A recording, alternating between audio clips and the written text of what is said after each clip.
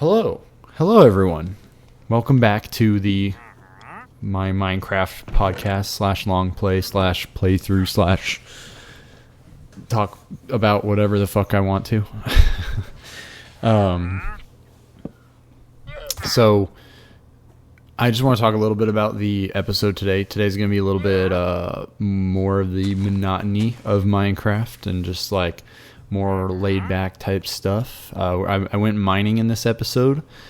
I wanted to make sure that I got enough diamonds for my mythical agriculture. I was trying to really push that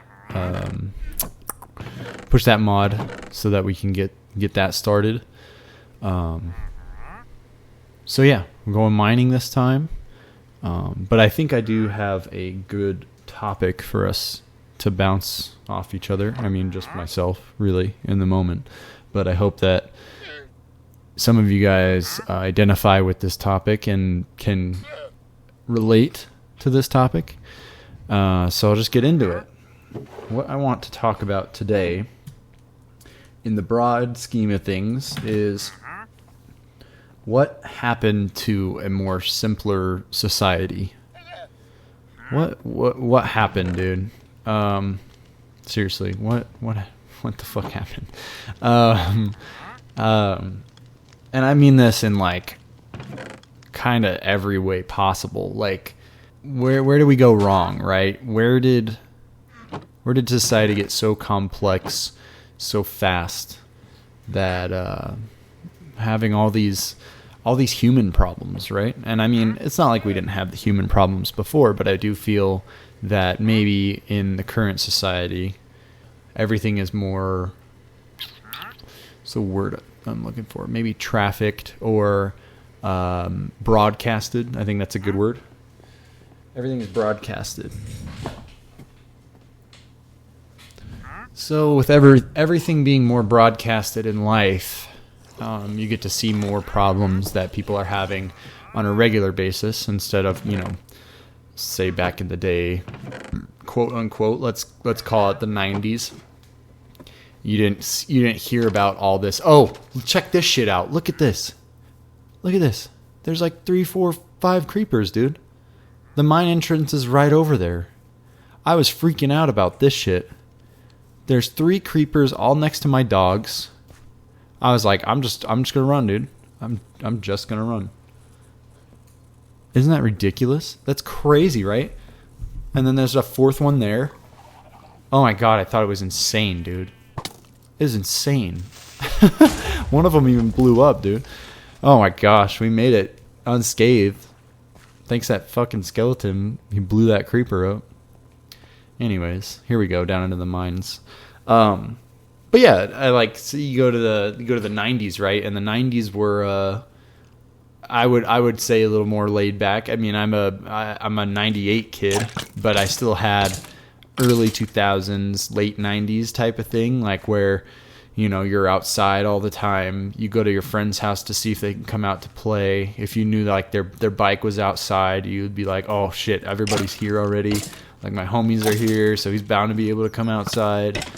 He's not grounded today or nothing like that, or just like fun stuff. And I mean, that's me being a kid and stuff like that, but I also didn't feel like I had the struggles of what some of the kids go through nowadays. Like you look at the kids with their iPads in front of them and stuff, and they're just everything's so broadcasted. Like I'm an uncle to 2 nieces and a nephew, and my nephew I believe is 9.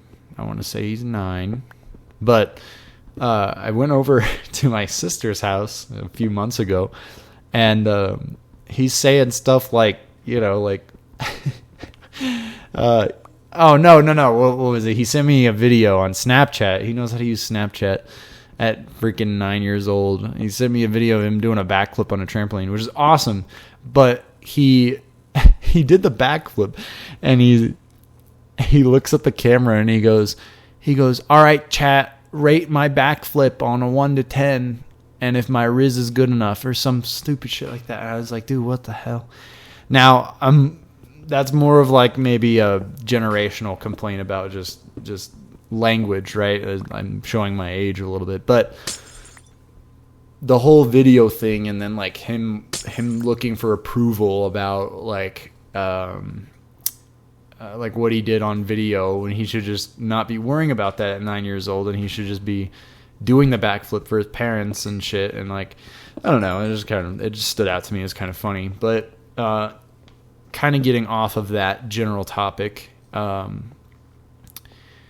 and more along the lines of what I personally want out of life, and where society, I think, has shifted incredibly, is like the day-to-day life of an adult, right? If you live in America, the day-to-day life of an adult, the average American, is a 9-to-5 job, doing something they're not passionate about, quote unquote, doing something that brings them no joy, sitting in traffic to get to your 9-to-5 job so you can make money to pay the bills for the things that you need to get to your job.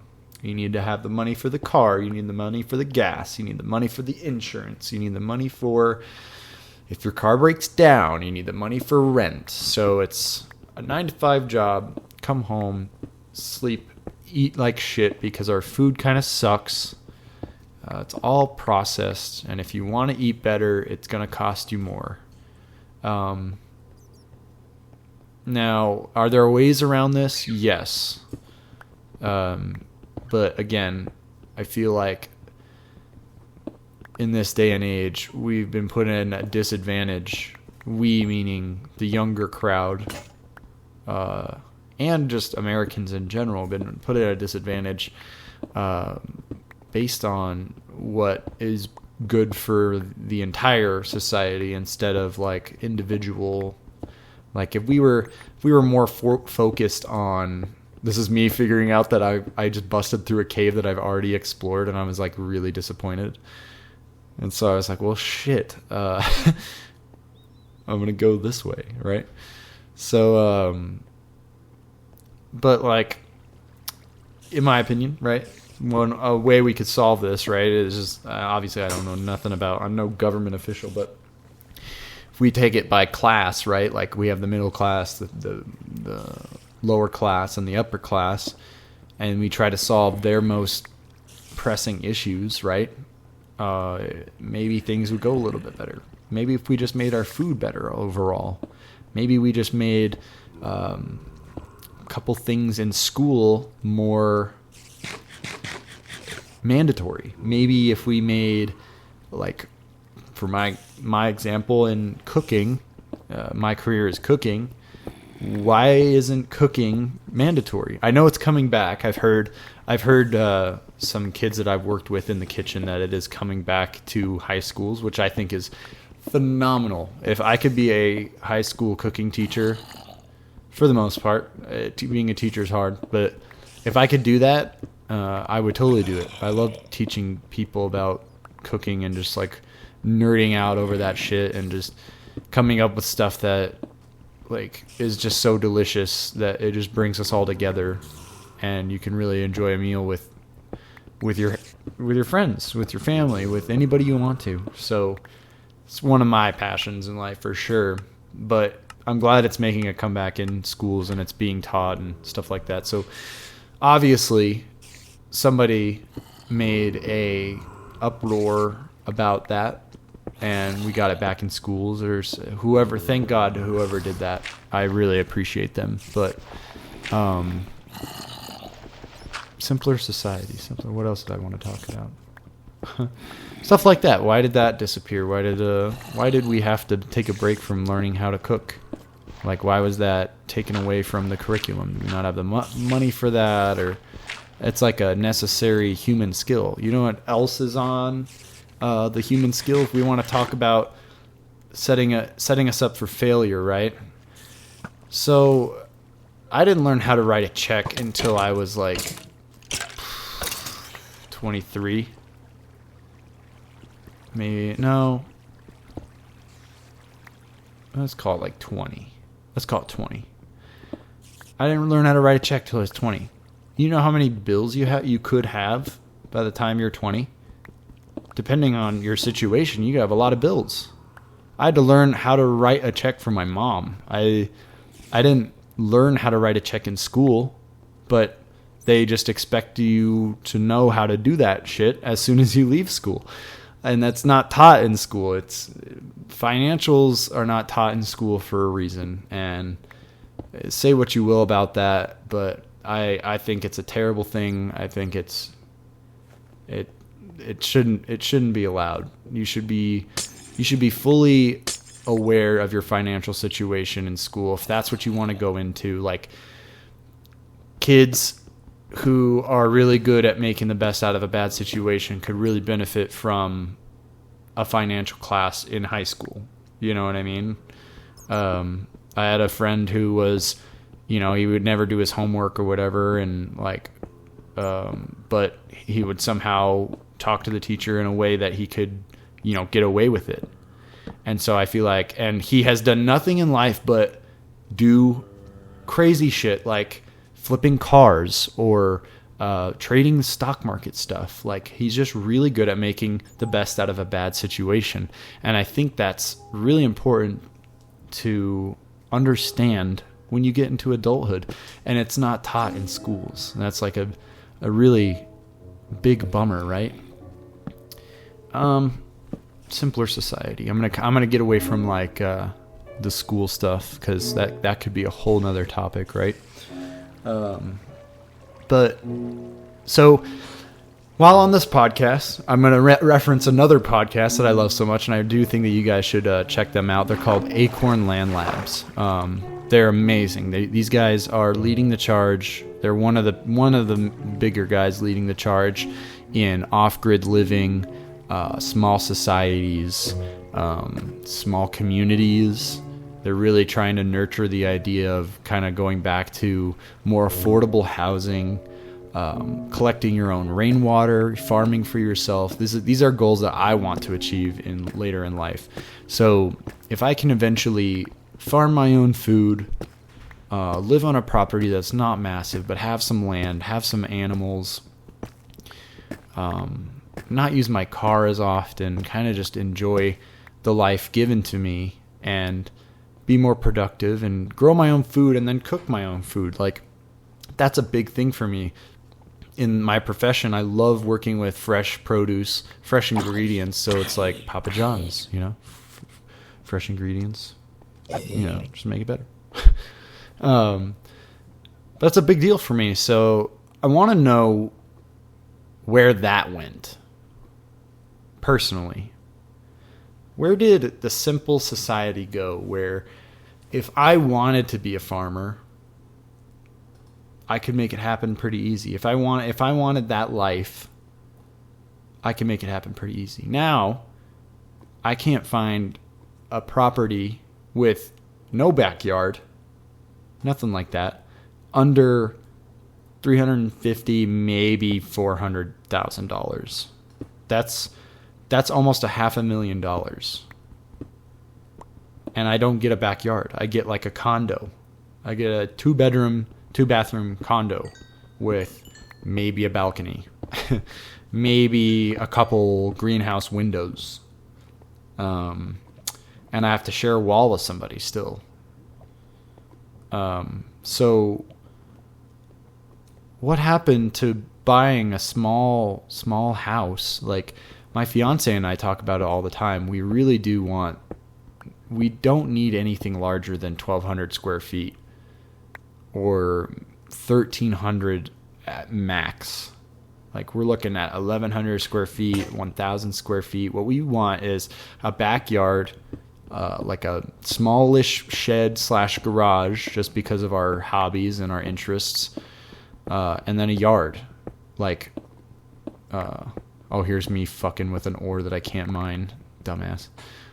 But that's all we want, and we talk about that all the time. And I think it's ridiculous that we can't find a house with that size, with that land, anywhere. You have to go buy the land yourself. Then you have to go either purchase a pre-built home, one of those manufactured homes, and get it delivered to the spot. And then you got to hook up the water and everything like that. But like, there's no set up system for people who want a simpler life like we do. We don't like the city, you know. We want simple. We like simple and concise and just easygoing life, you know. And so I did mention the Acorn Land Labs. That's kind of where all that spiel just came from. But I watched that podcast, that episode of that podcast that I'll leave in the description. But it's basically talking about creating a portion of a city. Doesn't matter what city you're in, but creating a portion of a city where the entirety from, however big the city decides to make it, but it gets you from downtown to like the suburbs, right? There's like a green highway where you can use scooters, or you can just walk on it, or you can use electric bikes or just bikes. And there's like a sidewalk that runs from the suburbs to downtown, and you can use that to get to where you need to. And then along that sidewalk, there's like, I don't know, let's call it 3% of that city or county or whatever, that is just what they call experimental zoning, where you can create small cafes, small houses, small communities, farms, stuff like that. And so all along that like green highway, if you want to call it, you have, people that are living their lives. They're like farming just for themselves, creating their own food, being healthier, enjoying the process, So I just wanted to give a little love to that podcast episode because I did watch it the other day, and it kind of boosted my morale as far as this topic goes, because it's kind of like a sad topic for me a little bit, just because of like a downward spiral of what society is nowadays. Even my brother is about to turn 21, and he was born in 2004. So even my brother talks about just, dropping things and living his life out in the woods, getting away from it and the joke of society. Like, let's talk about this, right? Our phones. When was the last time you did anything without picking up your phone? It's like never. Our music's on the phone now. All of our contacts, everybody we talk to is on the phone. All of our interests are on the phone. Social media has a terrible, terrible like grasp on everybody's attention span. And I don't think it's healthy at all. I feel like there are some people that witness it and they can see it firsthand and can realize, such as myself, that social media is destroying us. We've got a whole cyberpunk type vibe to this that's kind of itching me the wrong way. There's also a movie that I watched recently, kind of going in depth about what would happen without your cell phone, or just pretty much just like a modern day apocalypse is like what I like to tell everybody that I tell the movie about. It's called Leave the World Behind, and it's on Netflix. And the Obamas, Barack and Michelle Obama, produced this movie. If you guys like to watch it, I don't want to spoil much, but all I'm gonna say is it is one of the most terrifyingly real concepts about a modern day apocalypse, and I highly recommend watching that movie, as it'll give you reference as to how easy it is to collapse our current situation, at least in North America. So yeah, there are a couple skills that I think should be being taught in schools, that people should just be able to do in general. They're just human shit. Like if you look at the Neanderthals, or early what do you call them, Homo sapiens, I think. The other one is like I think it is Homo sapiens. correct me if I'm wrong, but if you look at the era of humans, obviously we are far from that, but their main goals were to find food, find shelter, create a community, like repopulate type of thing. And while a lot of that is what I'd like to return to, there are some aspects of society that I do think that are beneficial for modern day. Obviously, we don't want to go back to just unga bunga and like killing our food and shit. And like, I don't know. If I have my animals, if I have my chickens, my cows, I will be doing all of that myself. So it's key skills that I need to learn just like as a human. Like if society were to up and collapse, just like the movie I was talking about, like we wouldn't know what to do. And I think that's such a sad reality. We wouldn't have the first clue what to do. There are a lot of people out there that would. And sadly, those people are looked at as conspiracy theorists or crazies or lunatics, stuff like that. And right now, they are. But just you wait until once, I'm telling you, dude, once society just fucking up and shits the bed, those people are the people that you want to rely on. They're crazy right now, but those are the people that you want to have your back. And I really do think that it's bound to happen eventually, as sad as it sounds. But we all need to be ready for it. We need to boost our skills, stuff like that. Today, I'm sipping on a tangerine sparkling water, La Croix. One of the many joys of modern society is people sparkle my own water. You know what I mean? And they infuse it with orange, tangerine even. Hope you guys are enjoying the nice little mining sesh. I think I'm finding a lot of shit, which is nice. Enjoying it. And this is what's nice, right? Is this game has really brought me back to just like simple times. The nostalgia, just it really lets me shut my brain off and think about other things.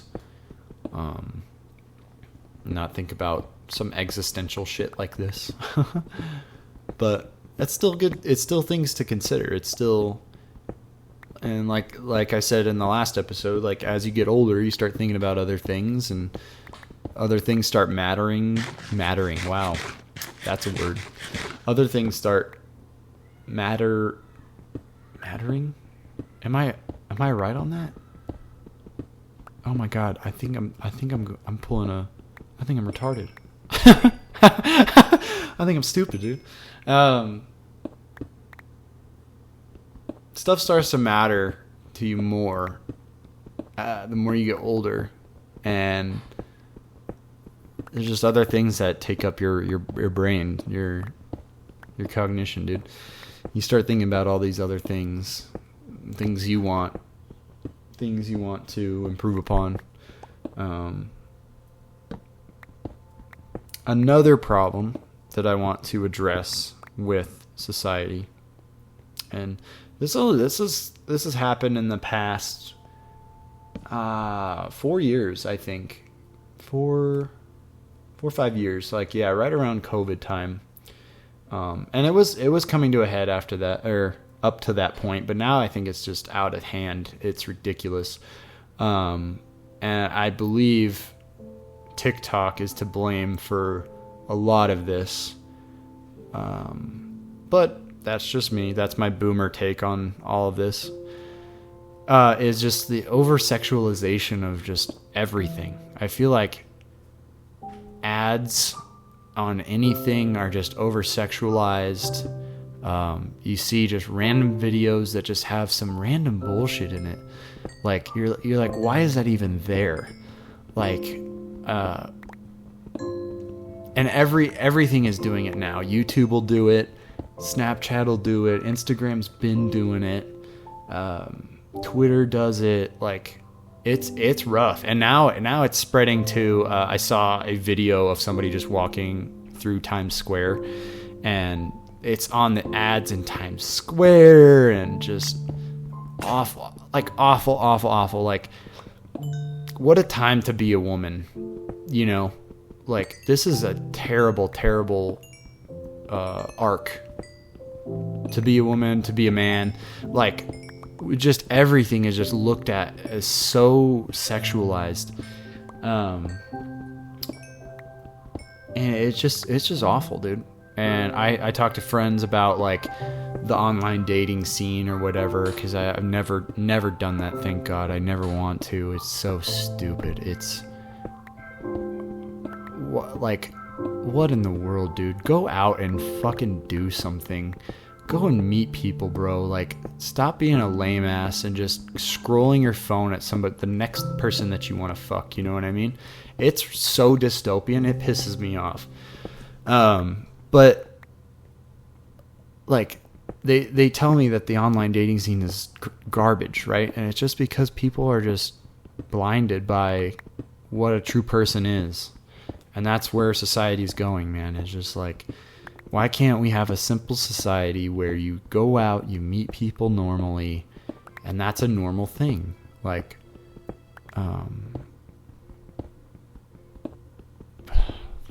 dude, it's so frustrating. It's just like, why did all of a sudden we all become keyboard warriors of our own reality, like our own daily lives?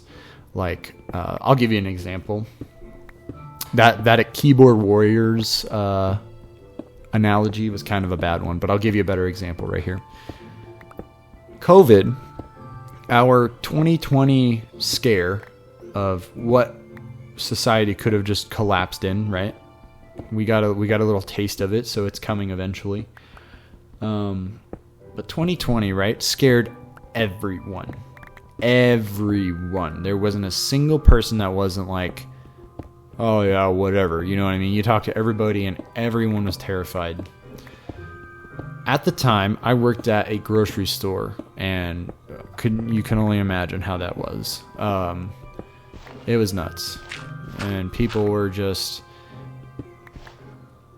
livid about everything every single day, and you talk to people and you're like, I don't know what's gonna happen. Anything could happen. They're like, God, everybody's so nasty. Why are you so nasty? Like, there was just shit left and right. But after COVID, we got the pre and the post era for COVID. I believe, now we're kind of coming out of it a little bit, but that made everyone antisocial. You couldn't go outside and say hi to somebody randomly because it was viewed as strange, right? I've come across these random shorts in my feed sometimes when just, doom scrolling as society has made me. But like, of this guy walking past people and having these like monologues in his head about how he can't compliment somebody on their pants or their hat, or that they look really good today, or saying just hello alone, like, is hard. And I believe 2020 and the whole COVID experience was to blame for a lot of that. Like, I feel really bad for any kids that had to go through COVID schooling at the time that it was happening, especially like middle schoolers, high schoolers, where you're at such an impressionable age and you're worried about your whole ego and who you're becoming, and you're trying to find out who the hell you are. And then all of a sudden that happens and you're thrown into isolation, and you're thrown into a whole different set of situation that you weren't entirely ready for. Nobody was ready for. And you have to figure it out. And it led a lot of kids to become antisocial, become more introverted than they would have been. And I noticed this, like, my fiance is pretty introverted, I would say, but she's got some extrovert in there. But overall, I'm the extrovert and she's like the introvert. And so doing things in public is kind of hard for her. Even just asking for a remake on a coffee when you got the wrong thing, right? Like it's really difficult for her. In 2020, it became difficult for me to do that just because of the state of the world, like the state of everyone. Everybody's under this stress, under this tension. And like the fact that it had such a profound effect on all of us that it like was warping my, I don't know what you call the introvert extrovert things. I don't know what you call, because there's only supposedly two of them or whatever, right? But I guess you would call it your personality, but I wouldn't say COVID completely altered my personality. I smoked a lot of weed in COVID, so that could be it. But I don't think that was that was my own doing. That was not COVID, like the psychological experience that COVID was. And I'm not saying everything that happened in COVID was bad. I don't want anybody to take that. Take the take on that. I think there were a lot of good things that came out of COVID. For example, in my career, a lot of businesses like COVID. God, what the fuck am I saying? A lot of businesses during COVID, including restaurants, got a lot of business. Like everybody's eating out for the first like couple months, and then they started eventually cooking for themselves, and then they went to go eating out again, right? Like so. A lot of places were still busy through COVID, so it wasn't a big deal for a lot of them. Where was I going with this? What the hell was I going with this? That shit just escaped my brain. What the hell? Oh, I'm talking about the positives. Gotcha. For my career, COVID helped out a lot of line cooks and chefs and sous chefs, to reduce their hours. Like we worked a lot of hours in a week, and you don't get paid a lot cooking, sadly. My instructors when I went to school told me, if you want to do what you love but not make a lot of money and work your life away, this is the career for you. And it's been true. I love what I do. I truly do. I can't imagine myself not doing what I do. But yeah, you don't make a lot of money. But COVID definitely helped us in the terms of getting malicious chefs out of the kitchens, people who were either power hungry and assholes in the kitchen, and it really changed the environment for kitchens all around. Like people are a little more nice. They're all nicer to you. They don't have this ego about them for the most part. It's a kitchen, so you're still gonna deal with people like that. It just kind of flipped the industry on its head as far as attitudes and general like workflow in the kitchen. I think it helped a lot of business workers to finding reprieve and finding a lifestyle that they can actually enjoy. Because like I said at the very beginning of this video, the average American is in a 9-to-5 job. They work maybe 9-10 hours a day. They eat breakfast, maybe. They go to work. They sit in traffic right before they get to work. They sit at a screen or do something they're unfulfilled with. And then they go home, sit in traffic, or they leave work, sit in traffic, go home, eat dinner, watch a TV show, and then do it all again the next day, type of thing. And especially with this new job I got, I can't believe some of the people that just say that they don't have any hobbies. How can you not have hobbies in this life? Like, you definitely want to do something else with your life other than just work, right? Like it just blows my mind that people just don't do anything. It's crazy to me. They just work, and that's what this life has forced us to do. Is like we're forced to believe that the only way you can quote unquote make it is you have to burn yourself out. You have to work as hard as you possibly can to just make a little bit of money so that you can save up for a vacation and finally get a reprieve for fucking 1 week, and that's it. 1 week of all of your time on this earth, and you get to go see a cruise ship. Something like that. You don't get to go see Machu Picchu, one of the fucking craziest wonders of the world, or the Grand Canyon, or whatever. Like, you know, this is also by choice. You can do whatever you want on your vacation. I'm not saying you can't go to those places on your vacation, but I'm just giving an average scope. Like I'm kind of using my dad for an example. Just like he loves going on cruises for his vacations. Now he's retired, and I'm like, dude, you got to find yourself a fucking hobby. You got to fill the void. You know what I mean? And so yeah, so the fact that all of this stuff is compiled in all these years, like we as a society need to find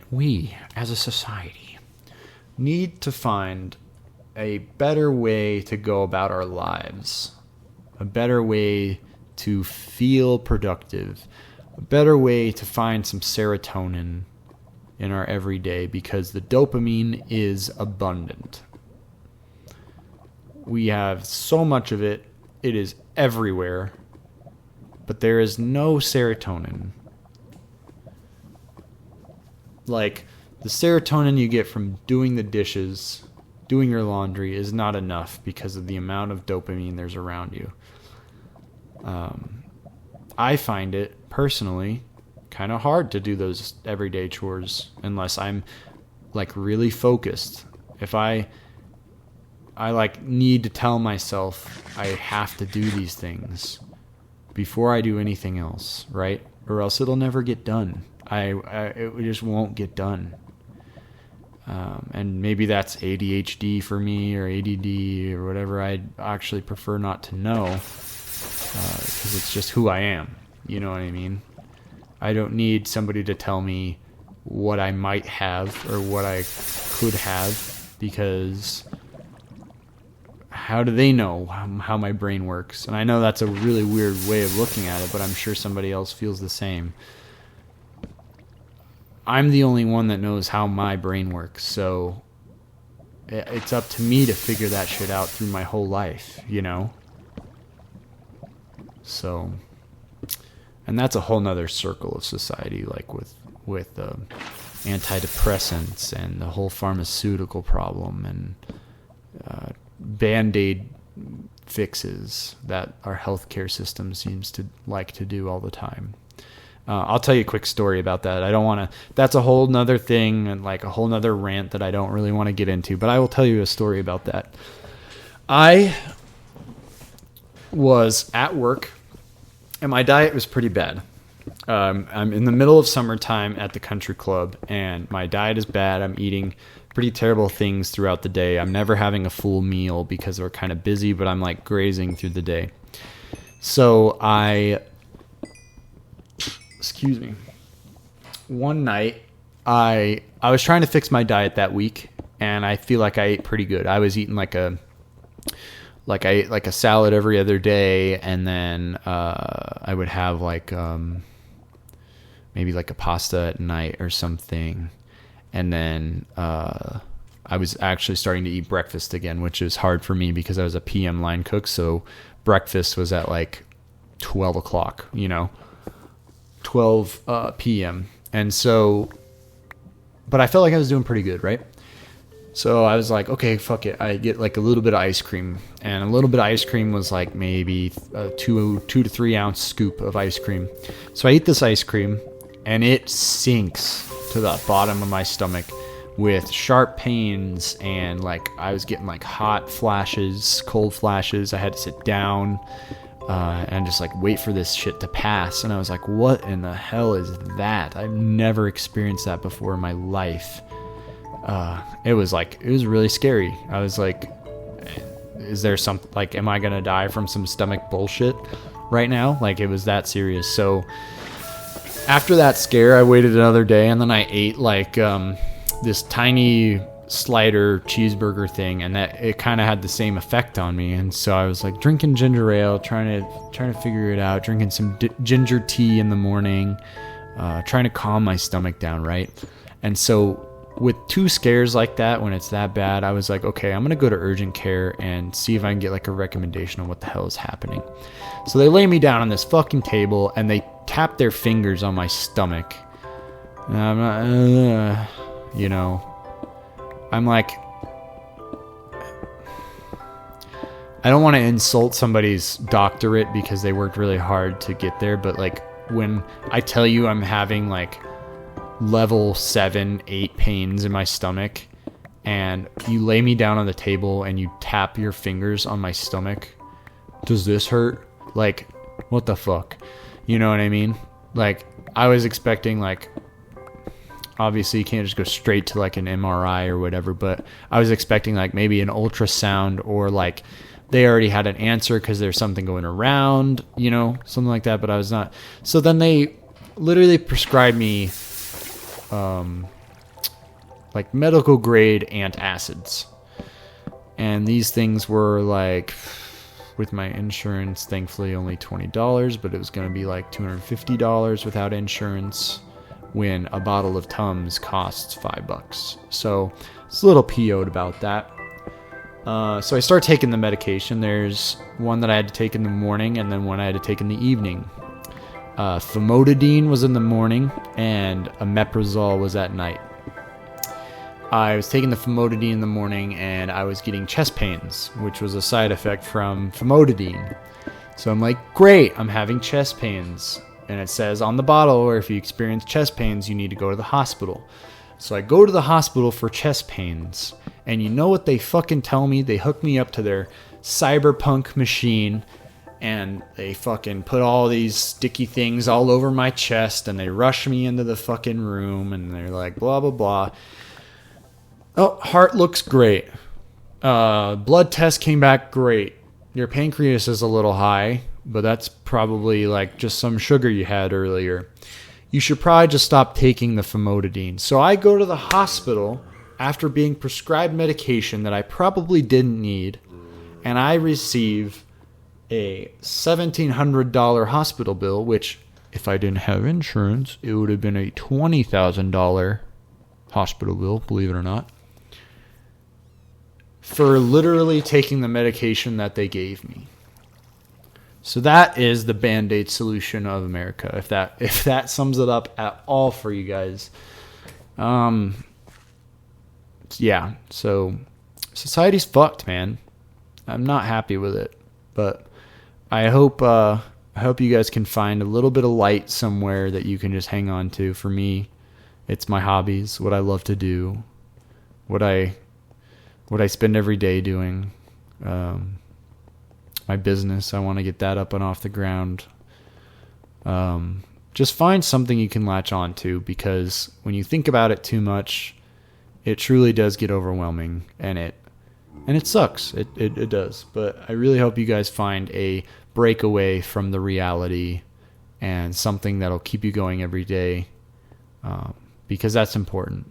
And what we're all here for in this life is to have a good time and experience anything and everything that we want to, and really enjoy being what we are, which is human. As much as I ranted on and being negative this episode, I want to leave you guys with that, and I want to try to avoid negative topics like this, but I think this is something that I'm so passionate about that I really needed to get off my chest, especially after watching that podcast, like I said. But it really, I just really want you guys to be happy. That's end all be all. We should all strive to be happy in whatever way we can, and don't let anybody take the happiness away from you. Seriously. Enjoy what you can, because life is too short not to enjoy stuff. All right. I think that's it for me. I'm going to go drink the rest of my tangerine sparkling water. Delicious. Leave you guys with the rest of the video. I think I'm just making an entrance right here so I don't lose my spot. There's a lot of good shit down there that I needed a little more resources for. But yeah, I'll catch you guys on the next one. See you later, fam.